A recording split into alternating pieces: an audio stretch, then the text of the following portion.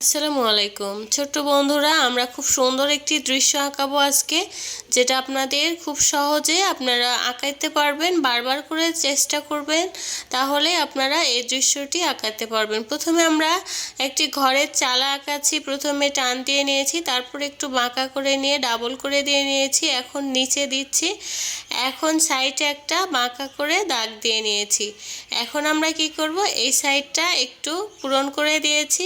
এখন আমরা নিচের যে ঘরের এটা শেপটা দিয়ে নিব। দেখতে পাচ্ছেন আমি স্কেল দিয়ে এভাবে টান করে নিচ্ছি। স্কেল দিয়ে আঁকালে বন্ধুরা, ছোট্ট বন্ধুরা, অনেক সুবিধা হবে। আপনারা আপনাদের ছোট বেবিদেরকে এই ভিডিওটি বারবার করে দেখাবেন, তাহলে তাদের কাছে কিন্তু এই দৃশ্যটি আঁকা খুব সহজ হবে। তো এরপর নিচের অংশটা আমরা করে নিয়েছি। এখন আমরা ঘরের দরজা আঁকাচ্ছি। দরজাটা আমি হাত দিয়েই করে নিয়েছি, আপনারা চাইলে স্কেল দিয়েও করে নিতে পারেন। এখন আমরা জানালা আর্ট করব। জানালাটা আমি এভাবে করে নিচ্ছি। ছোট্ট বন্ধুরা, তোমরা বারবার করে দেখবা আর আঁকবা, আপনাদের বেবিদেরকে বারবার করে চেষ্টা করাবেন। দেখতে পাচ্ছ বন্ধুরা, খুব সুন্দর একটা ঘর হয়ে গেল। এখন আমরা ঘরের সাইডে গাছ আঁকাবো। গাছের শেপটা দিয়ে নিচ্ছি। প্রথমে ভি এর মতো করে দিয়ে নিব, তারপরে একটু ইউ এর মতো করে দিয়ে নিব। নেওয়ার পরে আমরা কি করব, এই তো স্কেল দিয়ে সোজা করে দাগ দিয়ে নিব। স্কেল দিয়ে করলে সুবিধা হবে, আমি এমনিতেও আঁকাতে পারবো।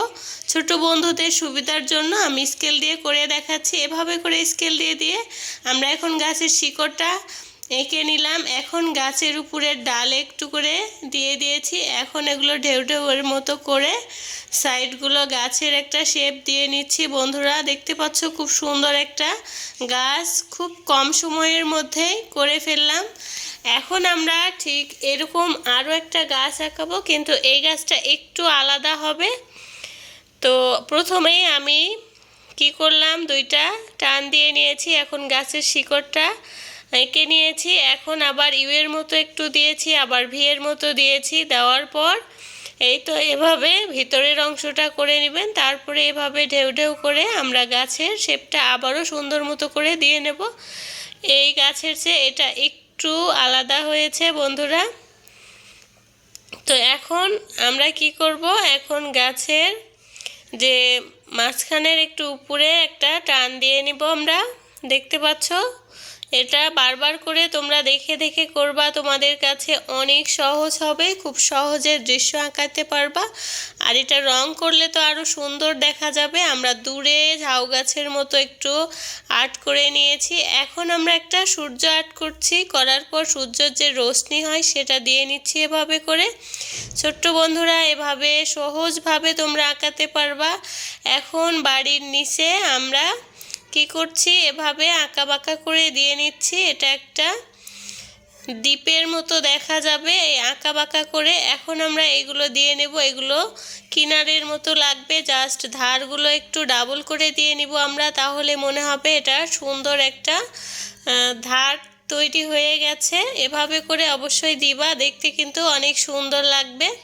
তো এরপর আমি এটা পেন্সিল দিয়ে করে নিচ্ছি বন্ধুরা।